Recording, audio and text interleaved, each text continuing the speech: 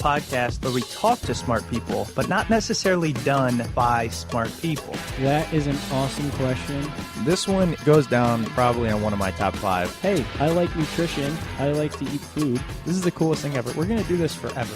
I wish I paid more attention in that class. You know, I'm going to be honest, I don't understand that. As a man, I don't get it. Welcome to smartpeoplepodcast.com. Hello and welcome to Smart People Podcast, conversations that satisfy your curious mind.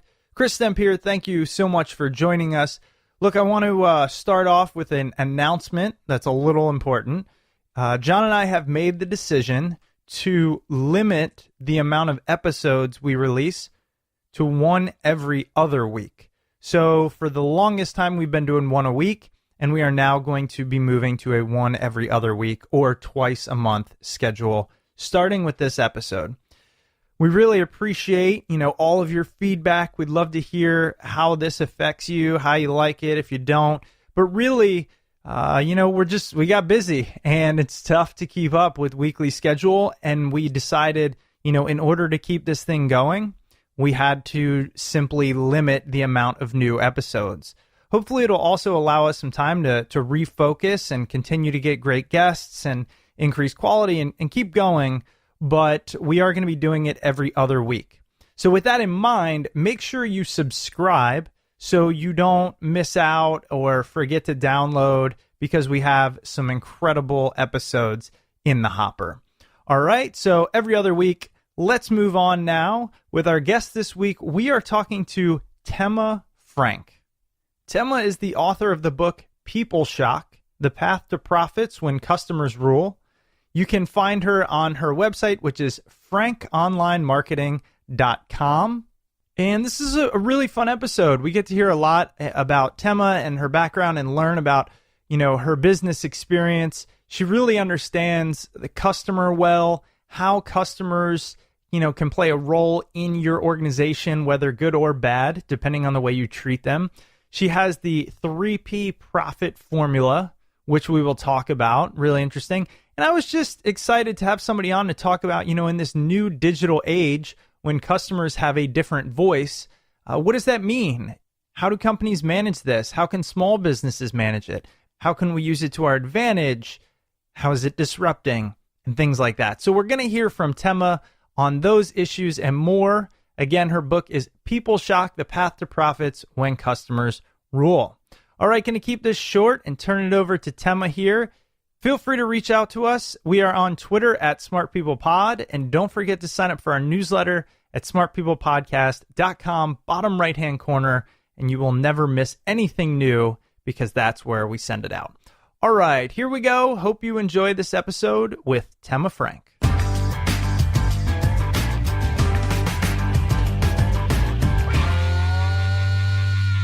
Well, Tema, thank you so much for taking time out of your busy schedule to be on the show. Really appreciate it. My pleasure to be here. So, of course, I want to, spend a lot of this interview talking about your book, People Shock, especially, the subtitle here, The Path to Profits When Customers Rule. I think it's such a loaded title. But first, I always like to give a little background. So tell us a little bit more about yourself and where you come from. Sure. Well, my background is actually quite varied. I can make it look like a logical flow on a resume, but really I just followed cool opportunities. So I started my career in the banking industry and worked in retail banking for a while. And that's really where I started to develop an awareness of the importance of customer service, and also some of the genesis of the book People Shock, where I talk about the 3 Ps being promise, people, and process. And that process one, which we can talk about later, is something I realized in the bank. It's that we hired fantastic frontline staff, but they weren't getting the support internally. And there's only so long they could keep saying, I'm sorry, and smiling before customers would get annoyed. So that kind of laid the groundwork for me thinking about what I ended up writing about in the book. Then got laid off by the bank and went off with my new husband on a research leave in Europe, and met a woman who had written a book about Euro business women, and particularly the best employers in Britain. And I thought, that's a cool idea. So I wrote a similar book for Canada. So I did a lot of consulting and work after that in the human resources and career management side of things, which also, of course, ultimately ties into the book. It all looks like I planned this. And then I started getting really interested in the internet and the potential of the internet. Put up my first website in 1995, and let me tell you, it was ugly. But it was up. And then in 2001, I founded a company called Web Mystery Shoppers, which was really the first company that as far as I can tell in the world, that was doing what we would now call omni-channel customer service testing. So our focus was what the experience was on the website, but we would also call the call center. We would go into stores or branches and all these things. And we'd look to see, are we getting a consistent customer experience? And is it a good one? And if not, how can we help companies make it better? So all that kind of came together with my decision to start my own podcast, which is Frank Reactions on Customer Experience, and then to write the book, People Shock. Well, thank you for that. And, I want to ask you, because you mentioned it a few times, your background is kind of varied and seemingly maybe has a path, but it doesn't. I think that's often the case. The more experience I get under my belt, I mean, when we started the podcast 6 years ago, I had no idea really what I wanted, but I started to uncover what I felt was at the core of me. So was there ever a leading or a guiding light, do you feel like, or kind of how did you just work your way through, and did you enjoy it? Well, like any entrepreneurial journey, there are ups and downs. Overall, yes, I've enjoyed it. And the book process, I definitely enjoyed, particularly interviewing people. I love interviewing people and learning from others and what their experiences have been. And, writing is one of those things that it's kind of hard, but once you're into it, it's actually kind of fun. And once you read what you've written and it's not bad, it's really quite satisfying. So overall, yeah, I would say that I enjoyed it. And in terms of the guiding spark, I think has always been this sounds really corny, but trying to make the world a better place. And I think if businesses treat people better, and if people can have better experiences online and offline, it is making the world a better place. I have a question for you. This just came to me, and I've never asked it. 200-something episodes in. I've interviewed, and you have as well, a lot of people, a lot of smart, successful people. And I'd say 90% of them at some point say that they want to do something greater than themselves. They want to help others. They want to leave the world a better place. They have a passion for this, et cetera, et cetera. So I think it's fair to say it's part of the human condition for most of us. That being the case, and I'm trying not to be pessimistic here, why do organizations or businesses or just corporate America, why does it seem to be so not good? Like, I don't know how to ask that a better way, but if everybody has this greater good in mind, why don't we have a greater system? That's a really great question. And I think it has a lot to do with what are the pressures on people? What are the incentives and reward systems? So if you look, for instance, at the corporate world, especially for publicly traded companies, they are rewarded for very short-term thinking and short-term behavior. And to make the world a better place takes long-term. You can make little incremental changes, but if you're getting rewarded on having the highest possible share price every quarter, that's not giving you the incentives to invest in creating a better workplace, in creating better quality products, in making sure your customers are happy. Because those things, even though they will, and I talk about this in the book, they lead to much higher profitability in the long run, it's not a short-run game, and it takes investment. Is there a solution to that? Because, so I recently read an article, actually, that was talking about how more companies are choosing to either not go public or to, once they are public, kind of buy it back and become private again. Dell has done that. I write about that in the book, actually. Oh, there you go. What do you think the solution, assuming we're not going to just overhaul everything and there's no public companies anymore, how do we change that mentality and that goal of the short-term quarterly profit over everything else? Well, I'm hoping that eventually investors will start to place a value on the long term and on customer experience. And there's starting to be more talk about that in the investment world. There's starting to be some realization that, maybe what we're doing isn't creating the right incentives.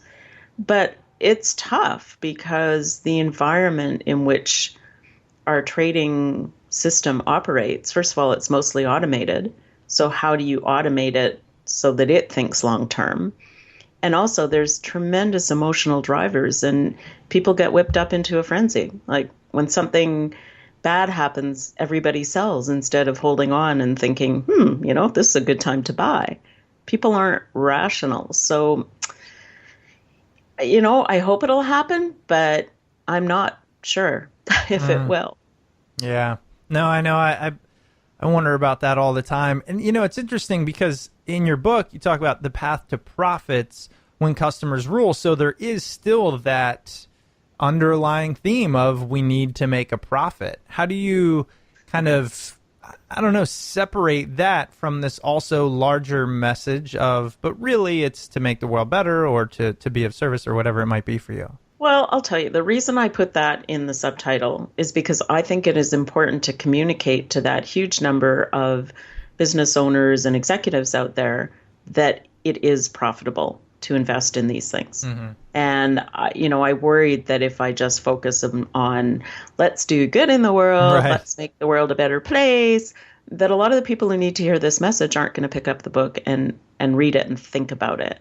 So I think it's legit. I think that what I'm recommending does lead to a more profitable business, but you have to talk about it because we are so conditioned to profits being the primary thing. It's almost like a Trojan horse. It's like once you get in the door with the profits word, the P word, then you can tell them about what really matters.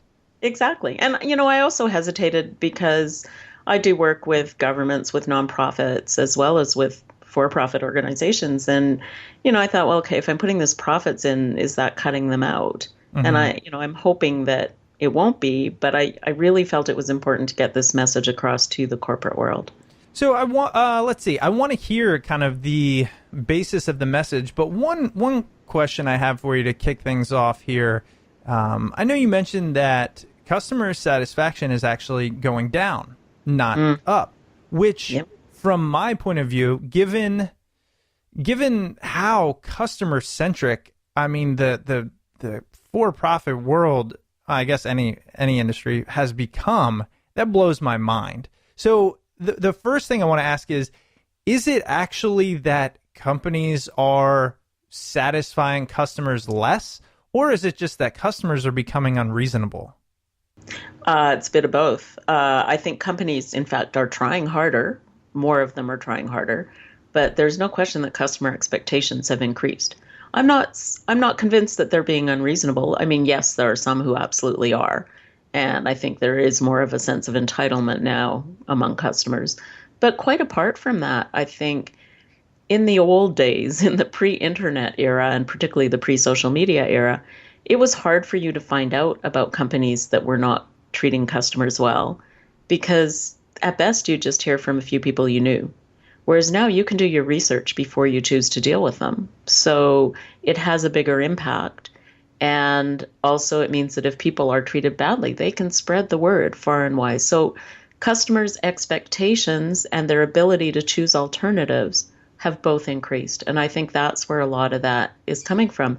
Companies are struggling to keep up with that continually rising expectation. Yeah, and I think it's tough. Like, so I travel all the time. And I'll tell you one industry that is just, and I try to be the logical, calm consumer, but man, the flying industry, the plane, whatever you want to call them, aviation industry, I can't even believe how bad they are. Yeah. And I'm reminded of, I think it's Louis C.K. who says, he gives the whole skit about how can you complain about a delay when we're going to send you up in a metal tube at 500 miles an hour or whatever. Yeah, I've seen that one. But the thing is, though, it's obviously deceitful. Like, let me give you an example. They will tell you that if you take off at 3, you'll land at 5, even though it's only an hour and 30-minute flight. so that they Yeah. build in 30 minutes of a delay.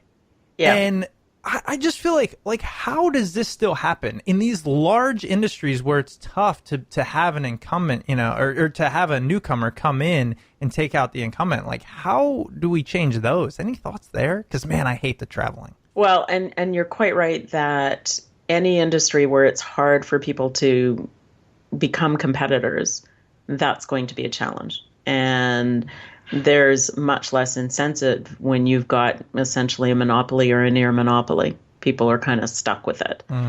That said, I mean, there have been startups in the airline industry. In Canada, for instance, WestJet, which started, well, now I guess about 20 years ago, but they started because the incumbent was providing really bad service to people, and people were really upset and looking for an alternative.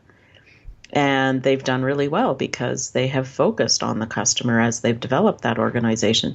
Now, is every one of their flights perfect? Absolutely not. But what strikes me when I fly that airline, and no, they're not paying me for this, versus others, is their staff smile. And that's so simple, but it's amazing how often they don't. And if there's a problem or a delay, they keep you informed. And, so we all recognize that there will be weather delays, there will be mechanical failures, and I'd rather have them caught while the plane's on the ground. Right. But at least keep your customers informed about what's going on and offer solutions to try and make sure they're not getting totally messed up. Yeah. I mean, it's a complicated industry. I try to keep straight on it, but it's just one. I couldn't wait to get your take on it because it's the one I see so much. But, to get to the broader scheme of things, let's dive into what do you recommend to, we'll start with companies, but then given how most listeners are individuals here, we'll try and move on to them. But, what do they do? I mean, what do you do as a leader or an executive or to, not change your culture too much, not stray from who you are, but to, I don't even want to say appease the customer? What do you recommend? Well, I recommend that, first of all, you start to understand your customers better, because I think where a lot of the problems come in is companies make assumptions about what customers are thinking and what they want. And often those assumptions are wrong. So I really would say the first part is just investing more in market research. Get out there and watch your customers, do what I call a customer safari. Go and watch your customers in the wild and see how they behave and what is affecting them and how is it affecting them, as well as talking to them individually and getting detailed feedback from them. A lot of companies are obsessed with the Net Promoter Score in the customer service industry, which basically asks one question, which is, would you recommend us to a friend? And, it's great to use that, I guess, as a marker for where you are, but it doesn't give you the insight about how do you get better? Why are they making the decision they are? And you need to really research to understand that. Then I think, you said without changing the culture. Well, typically you will have to change the culture somewhat. I'm not saying change your values. And that's often, what I meant. think, Better way of putting it. Yep. Well, and often I think companies have just kind of evolved and not really thought back to what are our values. So that's why, when I talk about the promise, that's where you start, is what are we doing? Why are we doing it? How are we trying to make the world a better place or whatever? And it's funny because you can do that even with totally uninspirational businesses. There's a company called Jancoa Janitorial Services. Now, as the owner put it to me, nobody grows up thinking they want to be a janitor.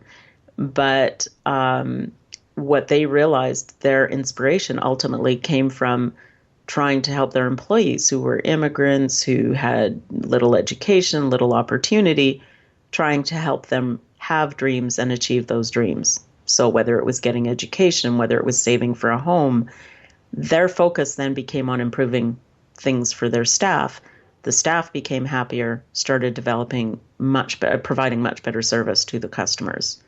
So start with that promise. Then once you've got that, that gives you your foundation. It gives you your guidance so that when you have to make decisions going forward about how to do things, you've got that as your frame of reference. That's sort of the lens you look through to say, should we be doing this or shouldn't we? Is it consistent with what we're promising? Is it consistent with what we're trying to achieve? Then you get into the people side. And, the people, which is the second P, as I put it, is not just your staff, although they are a huge and in some ways the most important component of that, because unhappy staff are not going to lead to happy customers, no matter what you do. So you've got to get the staff side right, but you also have to have good relationships, not just with customers and prospects on the outside, but also with people like your suppliers, because if you're not on good terms with them and they have a shortfall, they're not going to give you priority. So you need good relationships there. You need good relationships with your distributors or franchisees if you've got them, because they're your public face. So even your lenders, like there are a whole bunch of human relationships that need to be focused on to make this all work. So we got the promise and the people. And then the third one, and this is where I think so many organizations run into problem, is process. And if anything, even if they look at their processes, because in most companies, processes just kind of evolve and no one ever stops to think, does this still make sense? In fact, one of my favorite stories was a manufacturing company, and they were complaining that on a particular part that they had to produce for a client, they had to punch a hole into it. And it was a pain to have to punch this hole. But, they've been doing that for years and they continued. And then in speaking to the client said, gee, it would be so much nicer if they didn't punch this darn hole in it. Well, it turned out the hole was something from 10 years earlier to solve a specific problem at that time. And no one had ever re-examined it. Why are we doing this? So the processes need to be looked at regularly, but most importantly, they need to be looked at from a customer perspective. Don't start by saying, how can we make things more efficient for us? Start by saying, how can we make things work better from the customer's perspective? Then how does that translate internally? And what you'll find is almost always making things better for the customer will in fact make things better internally as well, because it gives you guidance and motivation for how to streamline and how to organize better. So when you kind of came up with this, when you were writing this, as you've been developing this message, are you looking at it from the perspective of, businesses exist to serve a customer, which I can't think of any instance in which that's not true. At least that's why they're started. So let's focus on how we be better for the customer. And these are the 3 ways to go through it. Is that kind of a summation of it, or? I guess so. I mean, I felt I had a ton of material, and this seemed to me to be a way that's digestible. Yeah. There's a ton obviously under each of those points. It's not as simple as it sounds, but using that as the frame of reference, I think helps organize your thought process and tackle the problem. So is this for, walk me through, do you have maybe a case study of the way this kind of plays out? Because I'm interested in it, and I do, many of the listeners know, I consult for Franklin Covey, and we talk about this in a number of different ways, leadership and trust and all these great things. And there's a lot behind, it used to be very customer-centric, and organizations were saying, we don't care, just focus on the customer. And that's kind of one part here. But there's also been this shift back to let's focus on our people who will then focus on the customer. And so there's a lot going on. I think it's a very timely subject. But I just want to get back to, is there a case study that can help us understand this process a little more? Well, the book is full of case studies. Yeah. And I tried really hard to get case studies in there that weren't just the big ones. I mean, we've all heard about Zappos. Right. And in case anyone in your audience hasn't, Zappos selling shoes online. I mean, first of all, who would have thought people would buy shoes online? And they were one of the first to start selling them. But they created their whole culture around making sure that the customer is satisfied and served well. And at the same time, they recognized that essential to doing that was going to be making sure that their staff were satisfied as well and inspired. So, that is a great example. So what did they do? Well, they started by looking at what is the customer experience of buying shoes? What are the pain points? What will be the pain points if we try and do this online, and how can we mitigate them? So, for instance, fast free returns at no charge to the customer. Do you know how they did that? Do you know how they conducted the customer research, which is is this in the promise portion? It depends. I mean, the customer research promise and process, I think it's in both. Okay. And, I have to admit, I have not read the full book. So okay, yeah. I've read clips, but I haven't read the whole thing. Sure. So I don't know. Fine. I know there's tons of case studies. How could you know that in depth on every one? I guess on a more general scale, let's go into that, because I'm trying to make it, from a high level. I think this is where I think your book differentiates itself, and I don't. That's why I don't want to skim too much, but we don't have a ton of time. Is this stuff? Some of it's intuitive, but getting down to it, there's more there, and I want to understand that. So, what is a way? Let's talk about this first part. Really understanding your customers, the customer safari, if you will, as you mentioned. How do we do that? Well, it depends on the type of organization, but there are a few things that I would recommend. First of all, even when it's just a concept, is getting out there and talking to people who are like the ones you want to have as customers.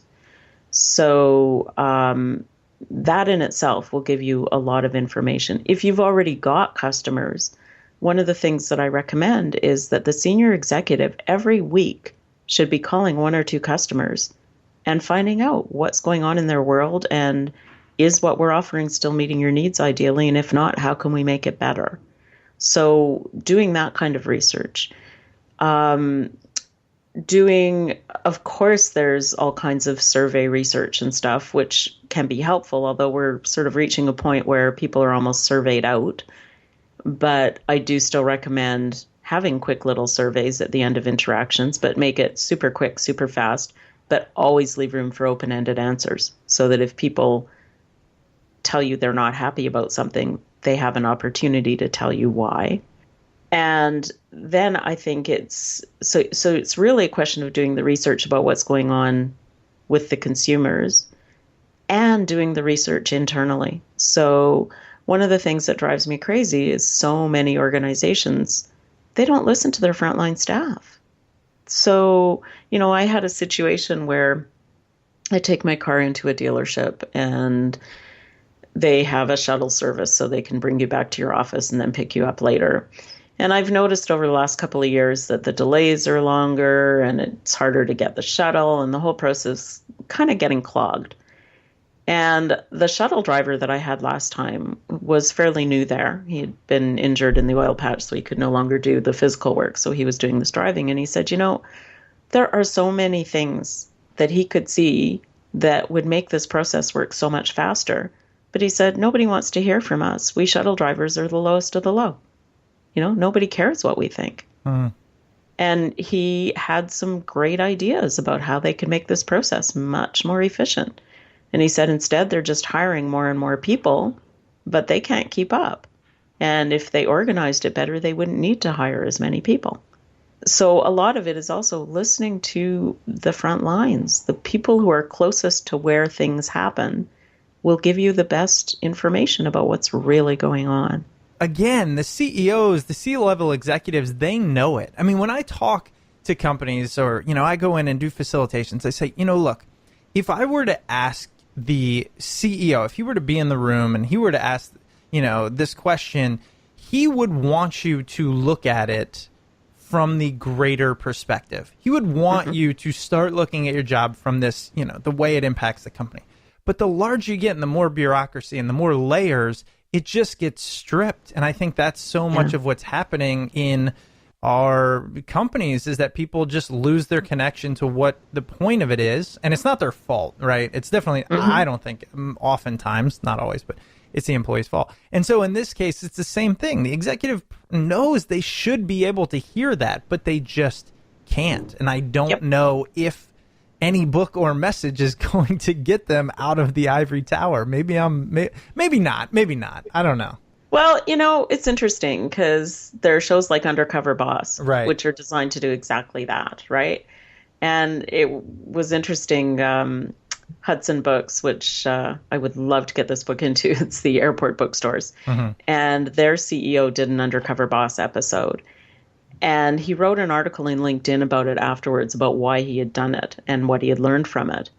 And he was starting to feel that sense of isolation. And he thought, this is a great opportunity to find out what's really going on the front lines. But he said in there, but I couldn't have done this without the show. And I'm thinking, of course you could. Right. Like, you don't need a television show for you to put on a wig and go hang out in a store for a while and see what's going on. They can do it. But also they can just create an environment that makes people comfortable telling them the truth and makes people at lower levels have access to them. So, and that means though making it a priority. And that's hard. And we're all time pressed. And no doubt the CEOs are among the most time pressed of all. So it's a question of where do you set your priorities? I guess it goes back to what we were talking about is, looking at the short-term quarterly profits versus how do we create sustainability, in which case it would involve all layers of the organization and being able to see that. And, the thing, look, if I've learned anything from interviewing people in all levels and all that stuff, look, they're people too. You know what I mean? The executives, they're just people. I think when you're, well, at least for me, when I was 21 or 24 or whatever, I thought, oh my gosh, they're these superheroes. And then you meet them and you go, they work hard, but they have the same hang-ups as we do. Oh, for sure.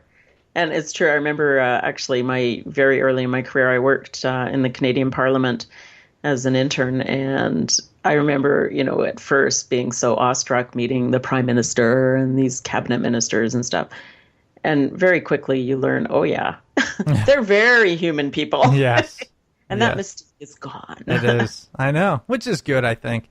There's something you talk about, which is, younger employees and their loyalty perhaps not being to the employer as much anymore, and how they want things to change. What do you recommend for the leaders who are trying to, okay, I'm on the process part of the 3 Ps. I'm trying to deliver great customer experiences externally, as well as change the people or help the people inside my organization. How do you help them deal with, perhaps the younger generation, we'll call them millennials, whatever you want, who, and I am one, so I'm going to stick up for them, who rightfully don't feel like they need to extend loyalty because loyalty hasn't been given to them. Or to their parents. Exactly. I think a lot of them have seen their parents lose their jobs after being loyal. There you go, yeah. I think to connect with that generation and inspire that generation, you really need to listen to them. You need to engage them in the process, make them feel that their opinions matter, and be a little less hierarchical. The lower you can, or the fewer layers of bureaucracy you have, the better.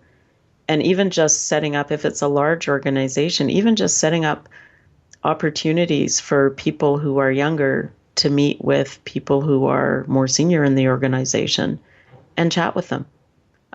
Peter Aceto, who's the head of Tangerine Bank, he regularly has lunch in the staff lunchroom and will go out of his way to sit at a different table each time and meet employees he's never met before. And because he does that and it makes it a casual thing, employees get to the point where they feel they can talk to him and they can tell him if there's an issue. So making yourself human and accessible. And again, I know it's hard because you're really busy, but if you want to get that group engaged, and if you do listen to them and do try to incorporate some of their ideas, you'll get incredible loyalty because they want to change the world. They want to make things better, whether it's for themselves or the world at large. If you can find a way to get them involved and feeling that they have a hope of doing that, they will care. I really think you hit the nail on the head on that. And I'm not claiming to be an expert, but I've got experience in it for a number of reasons. And I think that, and people are starting to realize it. I mean, the younger folks coming in, which are now becoming the majority, I think the mindset is there if they're listened to a little bit. It doesn't mean coddled. It just means like like I really struggle in these hierarchical, bureaucratic, follow the leader. I just think and people are so buttoned up and they watch every word, and I don't get it. It's not human. Why did we create these organizations filled with humans that don't act like humans? And I've never understood it. And, me neither. And so I think you did hit the nail on the head. It's like, let's have these conversations. Let's drop the curtain a little bit. And so I really enjoyed that. The last thing, and I know you got to run here in a minute, but I wanted to touch on the digital marketing kind of social media aspect, because I know that's a big part of your background and your expertise. Yes. What do people do there? Because, well, first of all, I really don't like social media. It's just, but my producer loves it, so he handles it, and it's great. I understand the benefits. I just don't know. Whatever. It's not my thing. How do you recommend companies even approach it? What should we be doing here?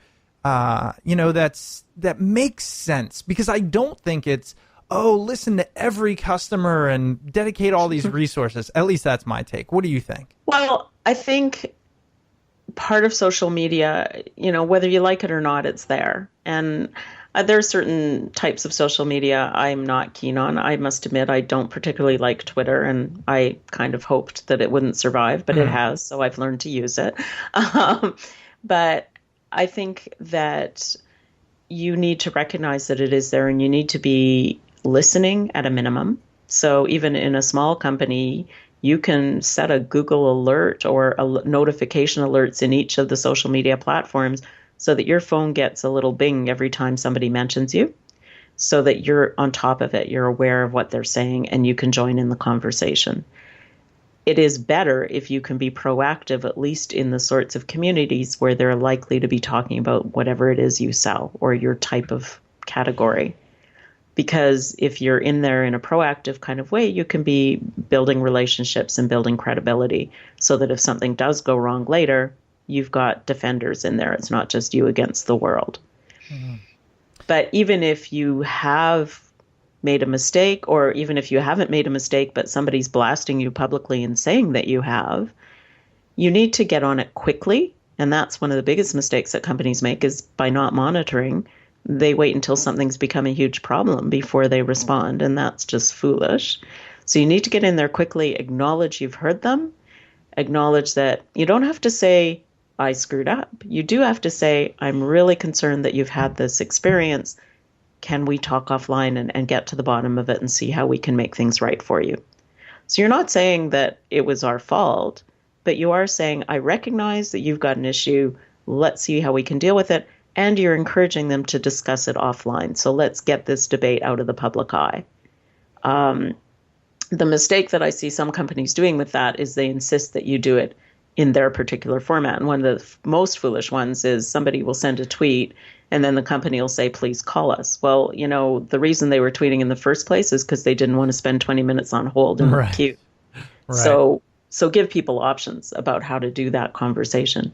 If they continue after that to blast you online, answer politely a couple of times. And after that, just say, I'm really sorry that we don't seem to be able to make you satisfied with this, but it doesn't seem like there's much point continuing this discussion. If you ever want to talk privately, please do, and then just let it go. And what will happen is you will have demonstrated to anyone who was following that conversation that you're being calm and rational and that you're offering to help. And so they're going to look bad, and ultimately people will get bored with it, and that it'll get buried. Yeah, it's one of those, I don't know. It's a tough place to be. I'm glad I don't have to do it yet. Maybe one day somebody will force me to do a lot of social media, but at the moment.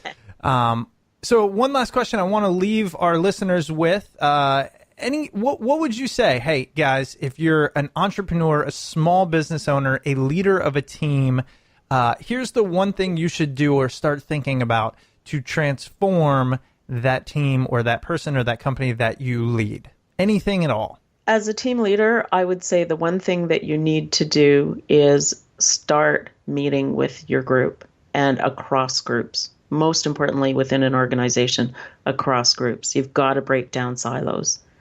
So get people together from all levels of the organization and all departments of the organization and start having meetings together to discuss what's going on and how things can be made better.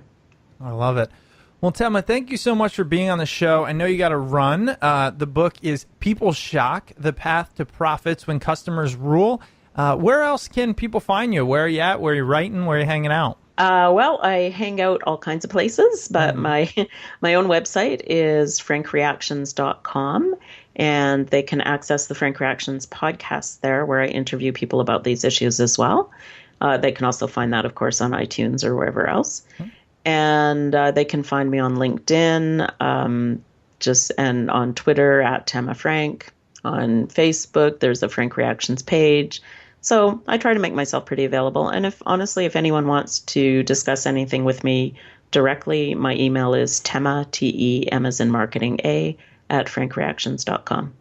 All right. That sounds great. Thank you so much for being on the show. And we will be in touch soon when the episode airs. Thank you so much. I really enjoyed that. I wish I did have longer to keep going because you asked good questions. Thank you. I appreciate it. Okay. Thanks. Have a great one. Bye. Bye-bye. Welcome back. I hope you enjoyed that conversation with Tema Frank. Her book, People Shock, The Path to Profits When Customers Rule, can be found on Amazon and at your local bookstore. But if you do decide to purchase through Amazon, please don't forget to use the Smart People Podcast Amazon link located at smartpeoplepodcast.com/Amazon. All you have to do is click on the link, shop like you normally would, and you'll be supporting the show at no cost to you. If you're looking for other free and easy ways to support the show, please head over to iTunes and Stitcher, leave a review, comment, and rating over there. And if you haven't subscribed to the show, what are you waiting for? Hit the subscribe button. It only takes about 3 seconds. As Chris mentioned at the top of the show, we do have a somewhat important announcement. We are changing the frequency of the show to once every 2 weeks, or about 2 times a month.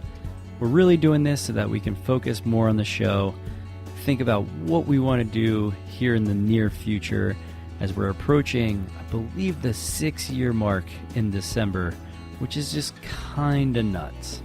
So if you have any feedback on this change, please feel free to email us at smartpeoplepodcast@gmail.com or message us on Twitter at smartpeoplepod. That's it for this week. Please stay tuned to all things Smart People Podcast, and we'll see you all next week.